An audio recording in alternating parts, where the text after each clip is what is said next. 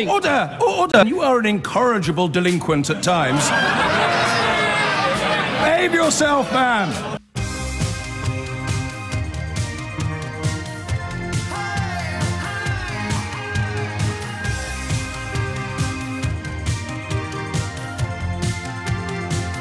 In fact, so grim really was the news out of this meeting between Macron and May yesterday that calls were obviously made to the newspaper editors, begging them to focus instead upon the Foreign Secretary's ludicrous decision that we build a bridge between Britain and France. We can't do that. It'll make it easy for the EU army to invade us if we build that bridge. There's at least one fly in the ointment of the suggestion. But this is pretty much, I think, why Theresa May keeps Boris Johnson around, because every now and then his ludicrous interventions actually do serve a positive purpose. Of course, recently his ludicrous interventions have seen a wrongfully imprisoned British citizen have her sentence potentially doubled while she suffers, often in solitary confinement, in an Iranian jail. The Foreign Secretary's first job is to protect British citizens abroad. Boris Johnson's done the polar opposite. So I suppose on one level we should be grateful that he's confining himself to idiotic outbursts rather than actually recklessly imperiling the life of a British mother. And of course he's got history with bridges. £46 million worth of our money of history. Imagine that, seriously. You just have a little think about what would happen if the current mayor of London had wasted £46 million of public money on a bridge that never got built. I don't think they'd even manage to agree on where on the bank the bridge end would be. I think there were debates about whether or not they were allowed. Again, £46 million, and they couldn't have told you precisely where the bridge would have been, let alone pointed at anything that constituted building. By absolutely unrelated news, a couple of people involved in Boris Johnson's City Hall administration, of course, ended up working for Arup, the engineering company that received some of that money. But there is, and I stress this, I genuinely do, absolutely nothing to see there. And now he's back with another bridge, this time between Blighty and France. And it almost breaks my heart to think how easily so many of us fall into the trap of talking about it. And I've got to level with you, from the point of view of doing what we do together every day, the bridge is actually more fun than the news. It'd be a lot easier for me to stand here and wax lyrical about this bonkers bridge. You'd ring me, tell me how ridiculous you thought the idea was, or how brilliant you think Boris is, and before you know it, it'd be 11 o'clock, we'd have had a good laugh, and we wouldn't have looked at all at what Emmanuel Macron reminded Theresa May of yesterday, because the EU27's position on this matter has not shifted one iota since they laid it out many, many moons ago. And that position, very simply, is that if you want to carry on trading with European Union countries from the City of London, our financial sector, then we will have to pay them, and we will have to abide by their laws. And that, of course, is at the opposite end of the scale of what people who voted to Brexit were told was happening. We were taking back control of our laws and our money. Of course, the big problem here, and it really came home, didn't it, with that Sun front page yesterday of the mock-up of the Bayer tapestry, hilariously depicting European Union leaders as having had their heads cut off. Oh, how we laughed. But what really came home yesterday was that point Tony Blair made back in 2005 that we missed at the time. They're not our enemies anymore. They haven't been our enemies since 1945. Any of these people, half of them were our allies in the first place anyway.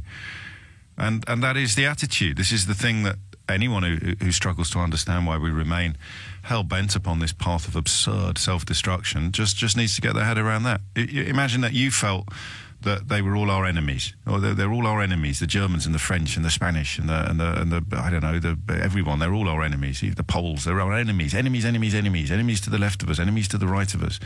So the bridge suggestion's bonkers on every single level. Why would we build a bridge to let our enemies get into our country? They're not our enemies, they're our friends. That's what union means. But we have rejected, I suppose, that friendship, and now we're trying to work out what the terms of the new relationship will be. And I don't know. I have no clue. Don't forget Boris Island, says James. Says Tony to me, James. You're right. I'd be all for Boris Island as long as he promised to stay on it forever.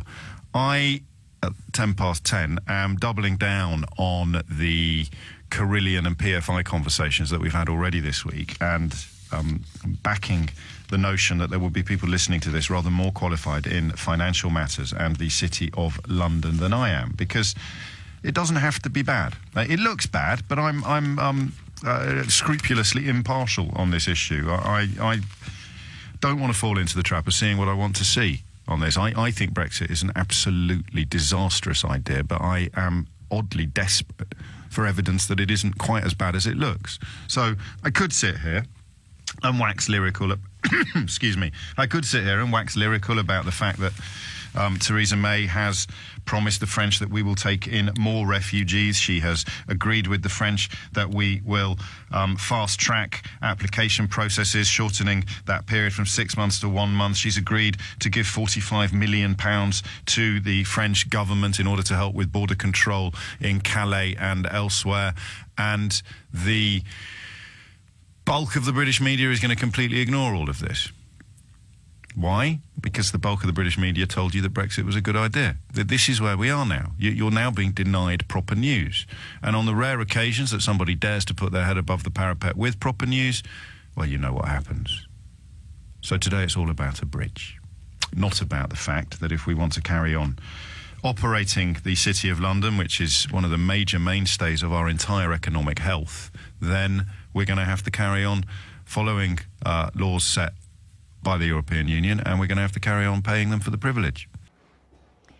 There was no sign of a rolled-up Bayeux tapestry, which is technically an embroidery, under Emmanuel Macron's arm when he arrived for his first UK presidential visit, but it was a sweetener, if a rather strange one given the tapestry's subject matter. But the real give, at least initially, seems to be on our side. 44 million for better border security at Calais in return for UK checks on their side of the Channel. The mood music between the two countries ahead of Brexit may be positive, but the message from the visit of the French president is that he is now the main player in the EU. Theresa May kicked off the press conference with a gesture in a second language. Président Macron, je suis très heureuse de vous accueillir aujourd'hui pour votre première visite au Royaume-Uni en tant que président. So what did we learn from the May-Macron joint press conference? Our diplomatic editor Mark Urban and our political editor Nick Watt are here, and they have both picked a highlight. What did you think was the whole mood music? Well, obviously there you had Theresa May welcoming Emmanuel Macron, reaching out to him in sort of a French that is more reminiscent of Ted Heath than Tony Blair. And this was really, as you were saying, a gesture to revive the entente cordiale. And the reason for that is that Theresa May wants to show that whilst the UK is leaving the EU, it is not leaving Europe. Well, this was the response. I want to make sure that the single market is preserved, because that's very much at the heart of the European Union. So the choice is on the British side, not on my side, but there can be no differentiated access to the financial services. If you want access to the single market, including the financial services, be my guest. But it means that you need to contribute to the budget and acknowledge the jurisdiction, the European jurisdiction. Well, that was the absolutely fundamentalist EU position on access to the for the financial services to the single market after Brexit. As the President said, be my guest. You can have access if you observe the rules, which means paying into the budget and accepting the jurisdiction of the European Court of Justice. If you cannot accept that, he's saying, then you're looking at a deal along the lines of Canada, and with Canada there is no access for services. What does that mean? 0345 6060 973. That is what Emmanuel Macron said. If you don't like the consequence of your choices, he suggests falling into this really big trap that I've spent most of the last 18 months in, of thinking that if you keep laying on the logic, then eventually reason will prevail. It fundamentally misses that point about feeling that they're enemies rather than friends, and that's a mindset that I don't know how you break. But this notion that Macron expressed, that we might change our minds when we realise the reality, I'm afraid is rather naive and overly optimistic. We'll talk about the reality today, but I don't anymore expect it to change any minds, because you don't change an emotional position with intellectual information. 12 after 10 is the time. I want to confine the conversation, if I can, to people with knowledge of, or indeed experience in, the financial sector, because it is, to my mind, fairly clear that most people in that world consider Brexit to be bad. But I want the detail today on what these 2 points mean. What would happen, for example, if we didn't pay? What would happen, for example, if we refused to submit to budget contributions and oversight by the European Court of Justice? So what you've got now is Theresa May, for reasons that have a lot more to do with the owners and editors of The Sun and the Daily Mail than they do with the good people of these islands, has put so-called red lines on 2 issues: European Court of Justice oversight and budget contributions. And Macron said yesterday, reiterating a point made by every single EU country repeatedly, is that if you want to carry on doing the money stuff with us, then you're going to be under ECJ supervision and you're going to have to pay. At which point you come in and help. 0345 60 60 973 is the number that you need. You see what I mean, don't you? The difficulty of actually doing the proper news, as opposed to the pantomime stuff that Boris Johnson would much rather we did. Stick a mock-up of the Bayeux Tapestry on our front page. How stupid do you think our readers are, boss? Oh, they're really stupid. Well, how are we going to distract them from the very simple fact that we have encouraged them to vote for an event that is going to damage them? The poorer they are, the harder they're going to be hit. So we pretend that we represent the working. How are we going to be able to distract them? How are we going to make them feel that we're doing the right thing?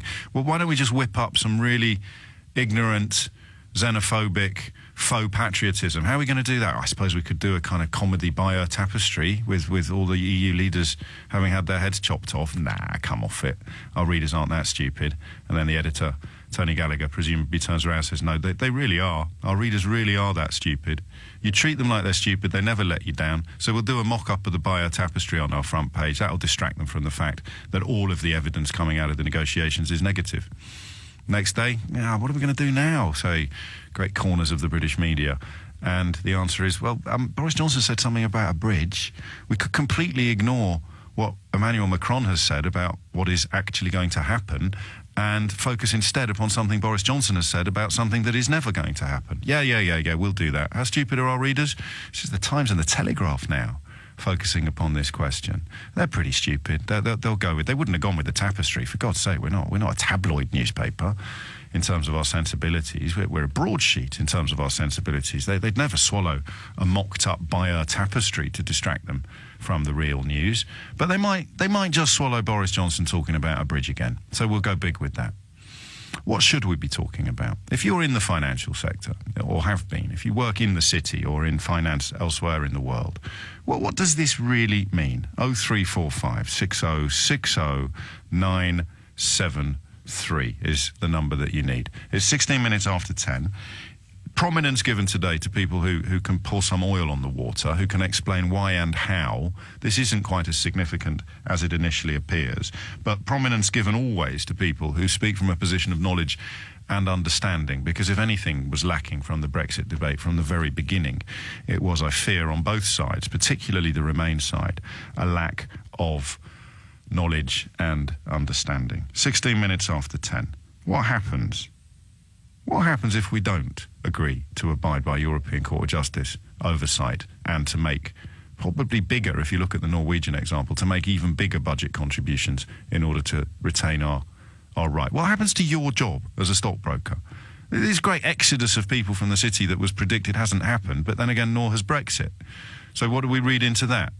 I appreciate that time is money and that you could probably have made £10,000 by the time I end my introduction, but if you could just take a couple of minutes out from minting it, what does this actually mean? What's the feeling? I know that big hedge fund managers backed it, but they've already made a killing out of various repercussions of it, so their motivation possibly wasn't the national interest. The head of Terra Firma, Guy Hand, said it would be extremely good for him, but very bad for Britain.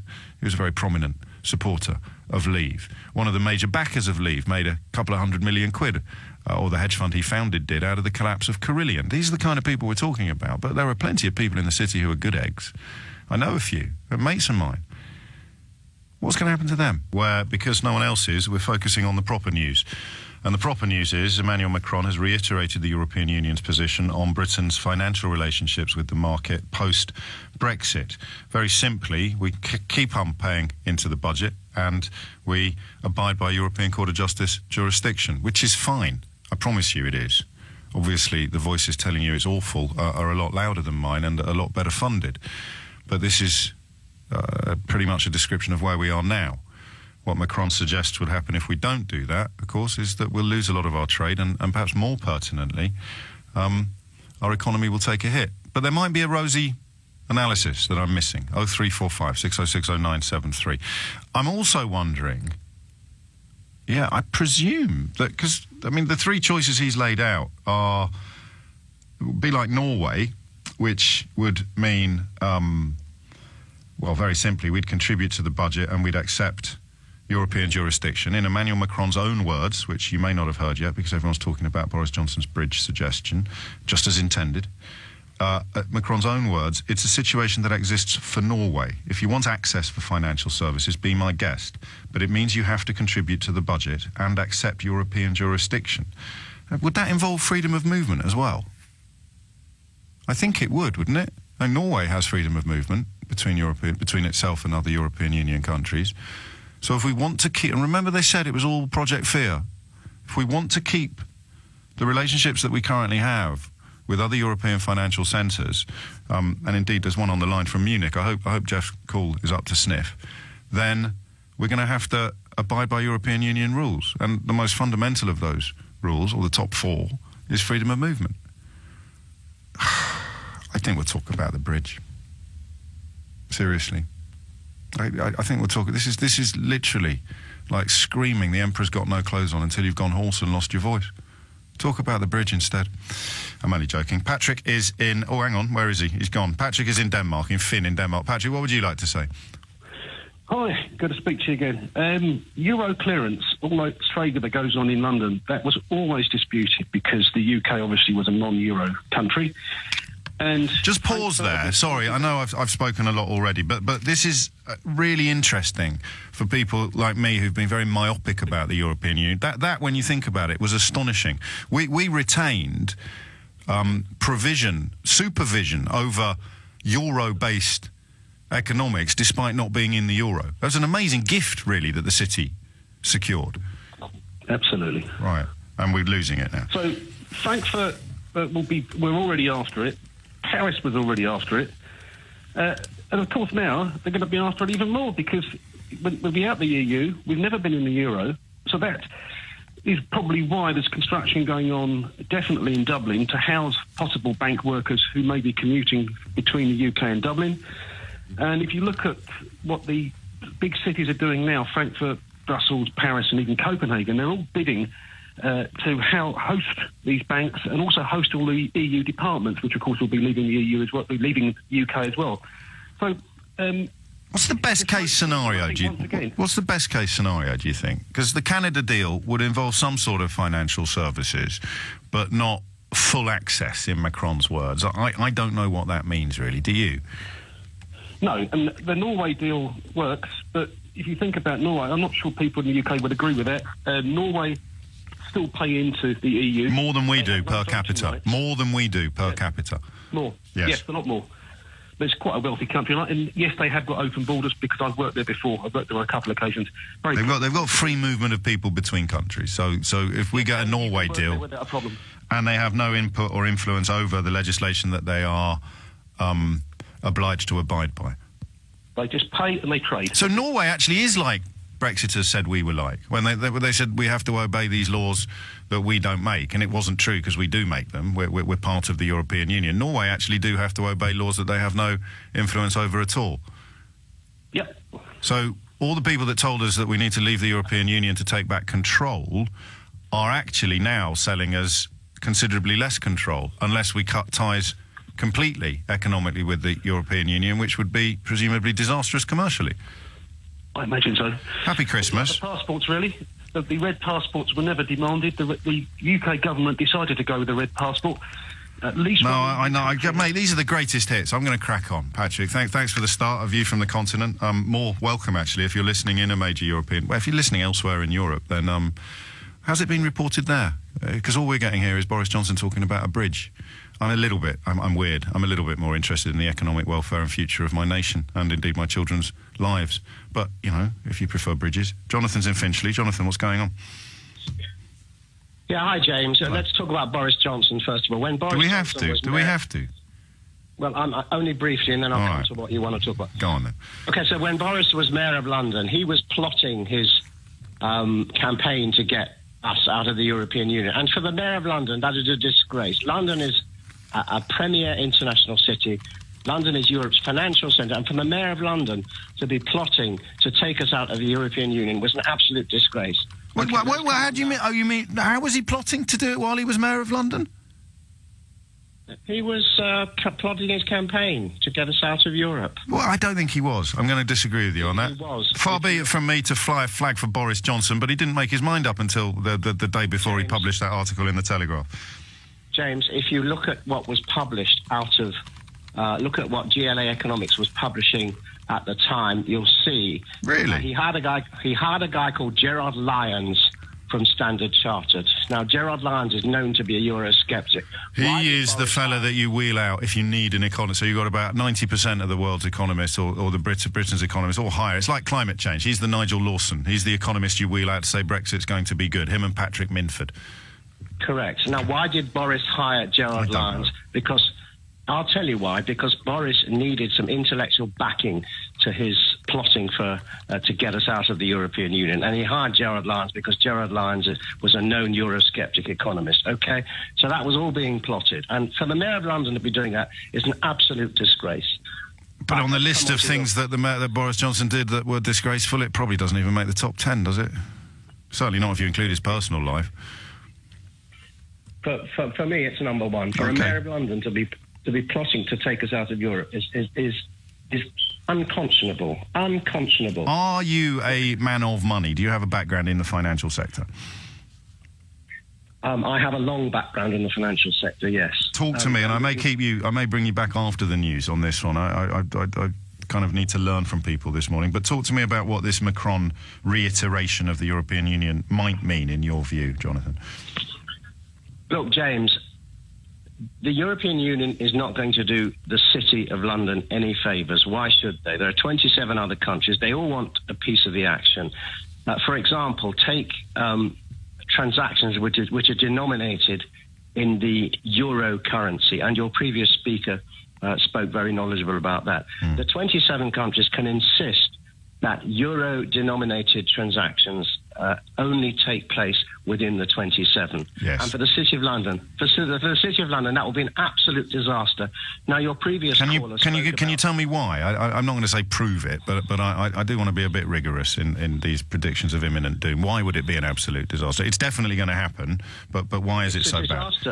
If you look at the number of traders who are involved in euro-denominated transactions, both in bonds and in equities. If you look at the backroom staff in the UK, not just in London, who are involved in clearing of euro-denominated transactions. If you look at salesmen in euro, and actually it's not just within the financial sector, it's all the knock-on stuff, the restaurants, the transport, the taxes, everything. And look at the tax implications. The city provides a huge portion of the UK tax receipts in terms of income tax, in terms of corporation tax, in terms of council tax where people live, everything. The number of staff, European staff here who are dealing in that kind of business, they will all probably go back. We're already seeing French people going back to Paris. Anecdotally, we've got that. We haven't got statistics, but we've got anecdotal evidence. But we could also find out. I don't know why I'm doing this actually, but I think it's important not to fall into the bad habits that your enemies have. There would also be anecdotal evidence of French people moving to London. All the anecdotal evidence I'm hearing is of moving. Okay. I know, but in the interests of balance. Right, in the interests of balance. Okay. The trains go both ways, Jonathan. The planes fly in and the planes fly out. But yeah, it is hard to see why, if you were in the financial services sector, you'd consider moving to London at this point in British history. I'm late for the news. Do you want to come back after the news, or have you got more to say? Sure, we can say more. Yeah. Well, no, only if you've got stuff you need to say. And that's really it will be disaster. The best thing can happen is that we say we made a terrible mistake, we tear up Article 50, and we say we're staying in. Because the other point, James, is that if we come back, we're never going to get the deal that we've got now. Oh, I know all this. You're singing to the choir. Maybe we need to speak to some people who aren't in the church. So, well, what do you think? I mean, what is the positive spin now? That's the only question I'm going to ask, actually, until March 2019. Well, give me the good news. Thank you for choosing LBC this morning. We're not talking about the bridge, because if Boris Johnson wants you to do something, the first question you should ask is why? What's he up to? What's he trying to hide? Boris Johnson very keen that we all talk about a bridge today.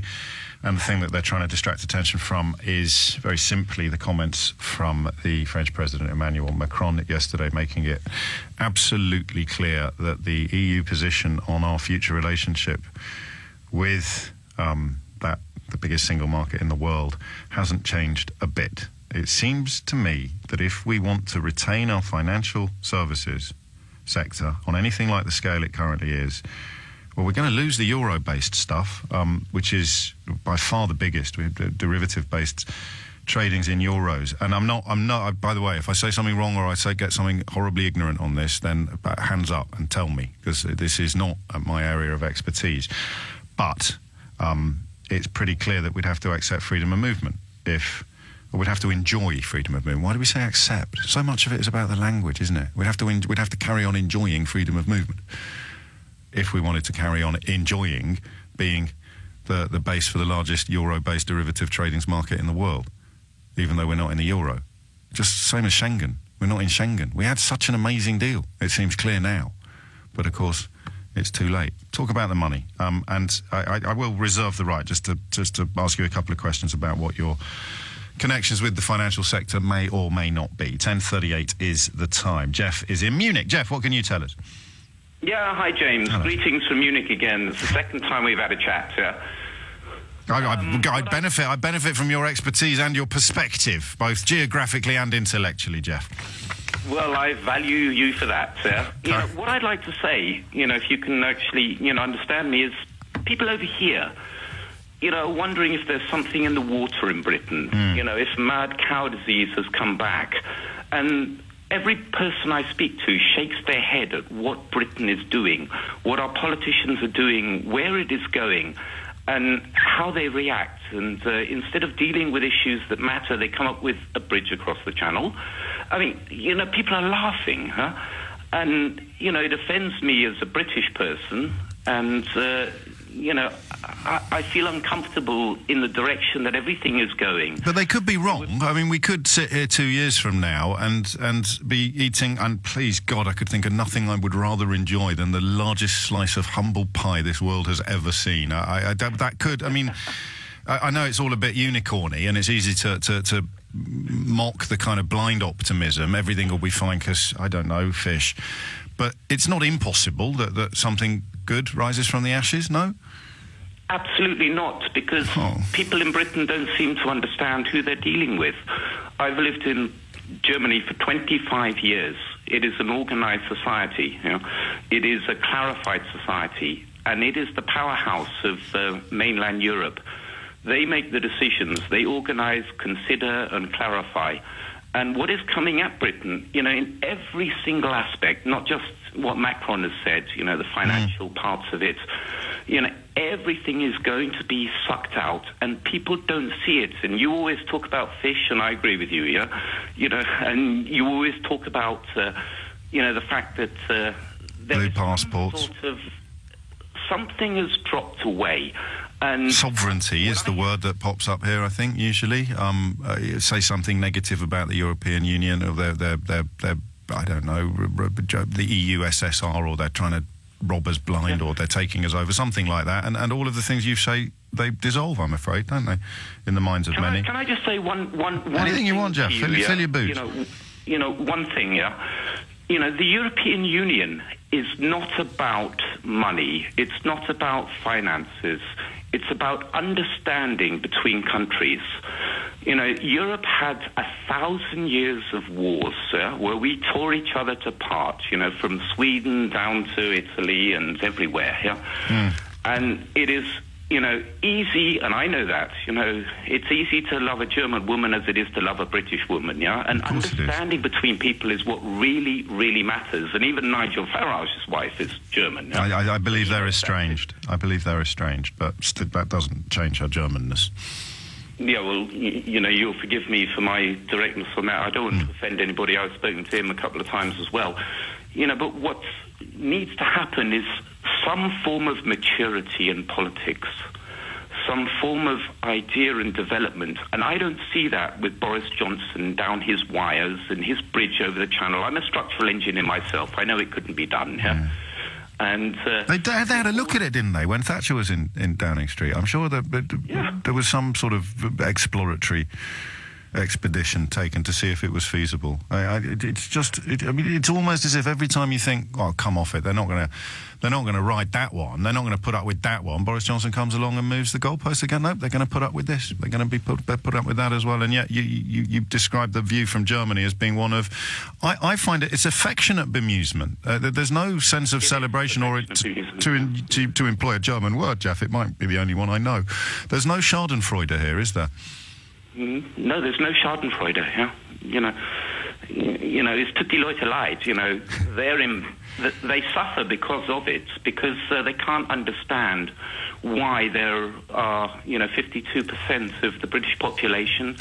And the answer for German people would be even harder to stomach than it is for British people on the side of reason. Because if you need to explain to your German friends why we're doing this, the only answer is that a significant portion of our population still thinks they're our enemy. Yeah.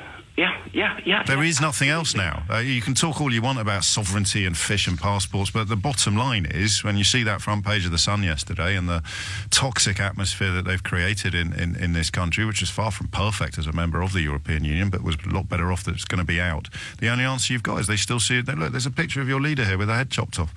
That's the mindset of Brexit. So you can sit here with all the evidence, all the numbers, all the statistics that you need. All you need to counter all of that, you just say something like, the European Union, they're our enemies. They've been trying to rob us blind for years. Down with them, we'll be fine.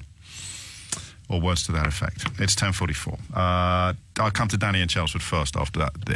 We are supposed to be talking about calls for the NHS to stop funding any homeopathic treatments in the next hour, a conversation that I suspect I'll upset absolutely everybody with my views on it, because I'm a little bit uncomfortable with banning anything that's faith-based.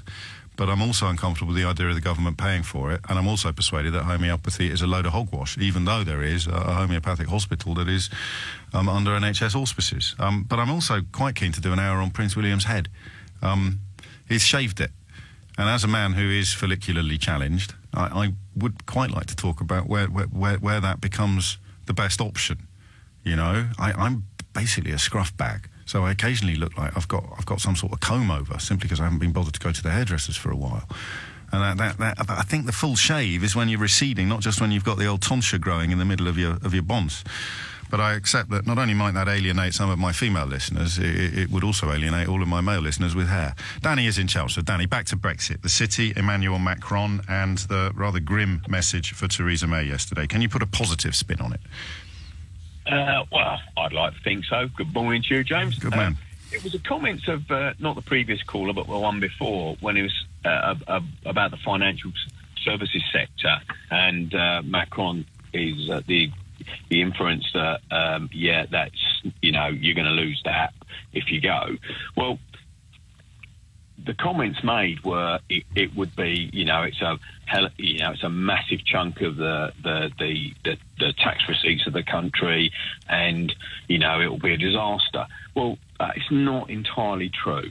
Are you in the city, Dan? Yeah. No, I'm not in the city, but I've got colleagues or friends that work in the city, okay. And also I'll look on.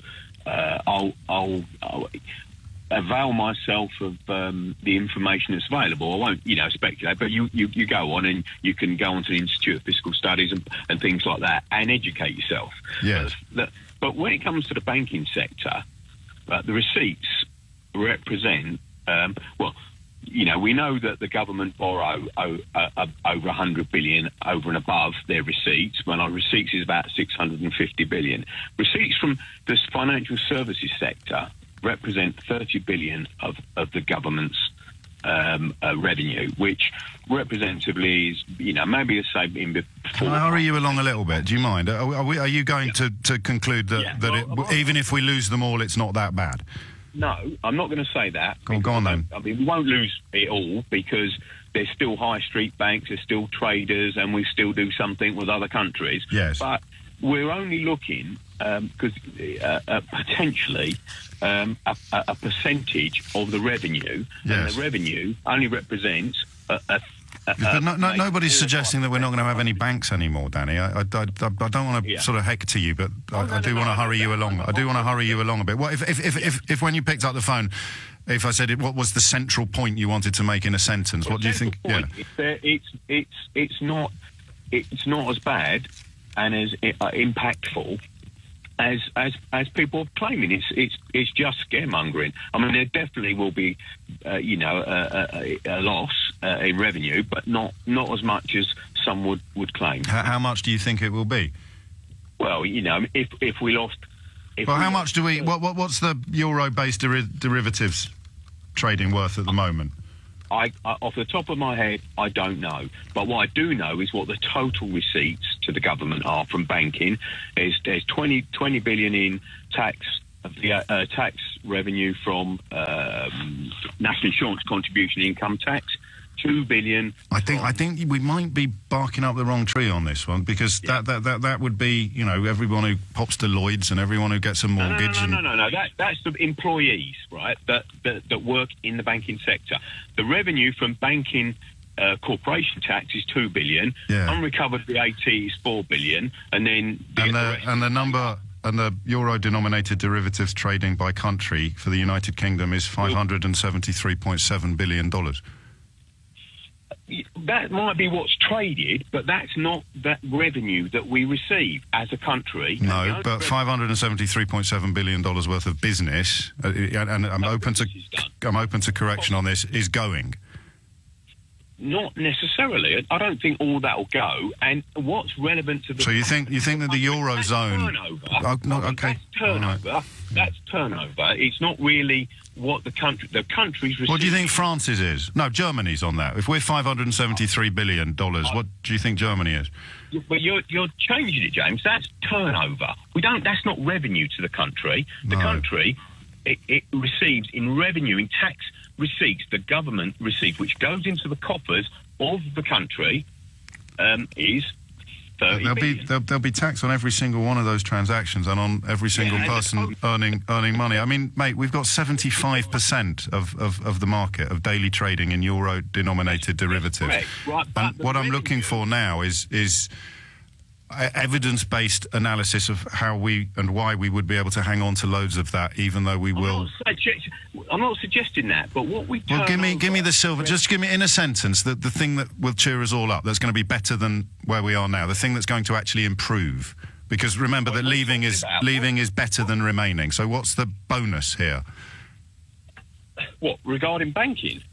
Well, regarding what Emmanuel Macron has said to Theresa May about the fact that either we abide by all European rules and the ECJ's jurisdiction, well, that's not, we're not, or we whistle. I mean, the whole point of Brexit is to not have to abide by the rules. Exactly, which means we won't be able to do any trading with them under the current conditions. So I just want to know what the silver lining is, Danny. In a nutshell, what is the thing that's going to be better?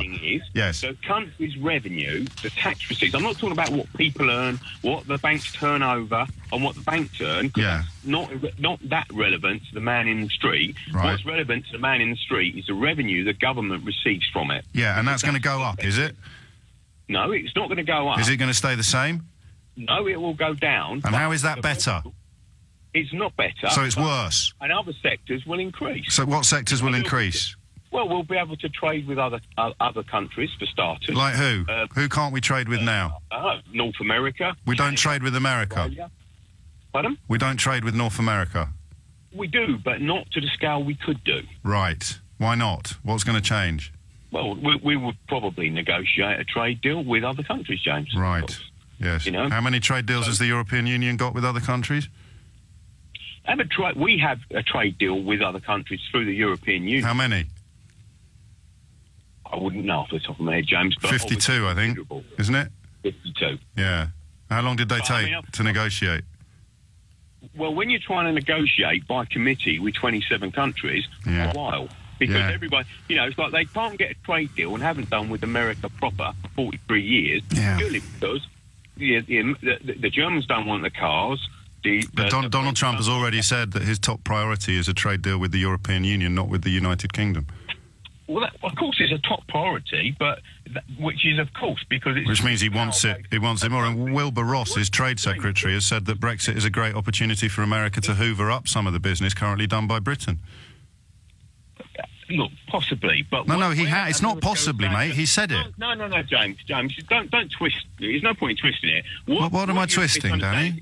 Of course, it's been a priority for 43 years to get a trade deal with the United States in the EU, but it's much easier, and it will take possibly another 43 years. But the point is, we can do a trade deal.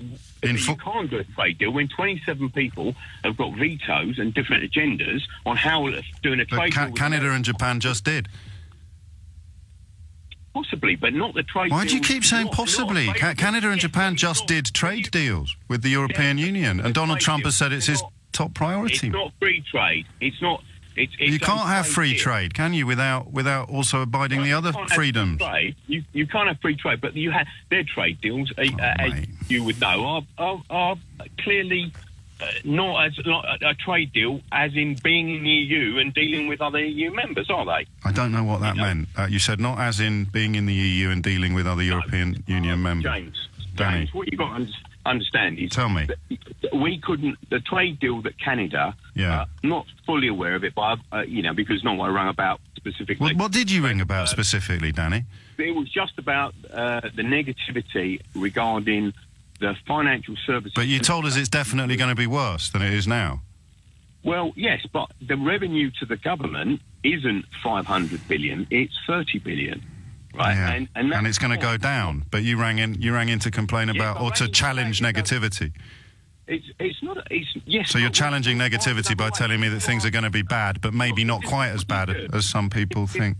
If you can't trade or sell, or you lose a client, then you have to create new opportunities and clients. And the banking sector is resourceful. But why would you choose not to be able to trade and sell if you're going to be worse off afterwards? It's not a question of... It's just a question of the conditions, really. We know that, you can say for years and years and years that the EU have tried to take financial services that we do as a country away from Europe, from England. Well, they haven't done a very good job, have they? If we're doing $500 billion worth of euro... No, you have to listen to what I'm saying before you explain why I'm wrong. If Germany's got 16 billion... bucks of this market and we've got 500 billion. You'll allow me to suggest that this campaign to take it all from us either doesn't exist or hasn't been very successful, Danny. Well, if we're outside of the EU, which is what Brexit is about, yes, you cannot have your cake and eat it. That goes without saying. Boris Johnson said you could. Well, it depends on what deal is negotiated by the government. I've got to go to the news. Just out of interest, were you on Boris Johnson's side of this argument because he's the one who said you can have your cake and eat it, or were you on mine? Well, it's not. I try to be realist. I think Boris is over optimistic about having your cake and eating it. There's scaremongering from both sides. There isn't though, is there anymore? It's not scaremongering to describe things that are happening. It's not scaremongering to describe what the French president has said, is it? No, it's not scaremongering. No, I mean, he said what he said, but, I mean, he's negotiating, James, isn't it? I mean... Well, kind of, except their position hasn't changed in over a year, whereas ours seems to change every week. I don't think that... Well, yeah, possibly. But not in principle. I think we're just trying to negotiate. I mean, we can't. I mean, how can you know what you hear in the media necessarily, or what people's aspersions are, or what people's suggestions are? Everyone seems to have an opinion. So, yeah, well, there is. I mean, a multiplicity of opinions, but there is only one set of facts, Danny. I understand. We're going to be worse off. It's just you're finding to have a bit of a discussion about how much worse off. and yet you're still persuaded that being worse off is the right course of action. Am I right?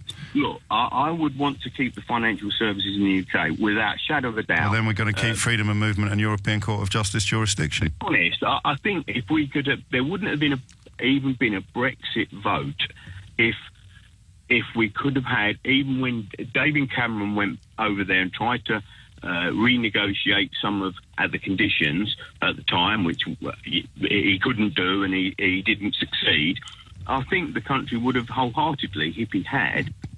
What could he have done? We were already outside Schengen. We already had the ability to control our borders. We already had $500 billion worth of euro-based derivatives trading happening in the city.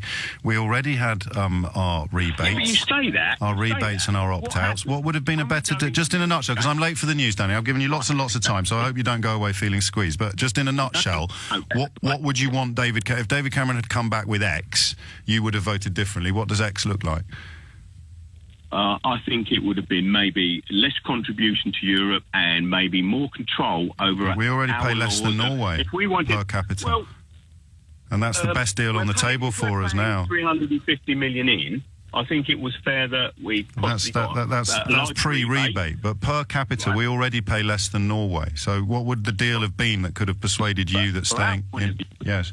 If we'd have had. We know that they want to federalise us. If You're better than that, Danny. Come on, mate. Give me the actual detail of the deal that, under your own analysis, would have persuaded people to vote differently. What would have been on that shopping list? What I think people would do, I think if we... No, not people, just you. What do you want? What do you want that deal to have been? What would have been the thing? Because you just said if David Cameron had come back with a better deal, it would have been possibly some of the immigration, possibly some, and our laws. We can't deport anybody. For starters, they'll just go to the Court of European... Have you ever Googled how many people did the UK deport in 2016? Yeah, it was a couple of 100,000 or so. No. I might have a cracking weekend. All right, Danny? It was about 80,000 or 200,000. But you just said we couldn't deport anyone. No, we can, but when it comes... I'm going to have to go to the news. Do you feel you've had a fair crack of the whip, Danny? I don't want you to go away feeling... Yeah, reasonable, James. You know, it's a bit... but you're asking me questions on subjects I haven't done background on. Yeah, thank God we didn't vote on that basis, eh? It's 11:03. Apologies for going a little late to the news. I take constructive criticism very well, and some people feel that when Brexit supporters are on the programme, some people sometimes claim that they don't get enough time, or that I'm minded to cut them off, which is clearly nonsense. And no doubt the accusation will still be made, even though we kept Danny on for ages and even asked him at the end if he was comfortable with having had a fair crack of the whip. But you will, of course, hear what you want to hear. And the further into your ears your fingers have been inserted, the easier it is to pretend.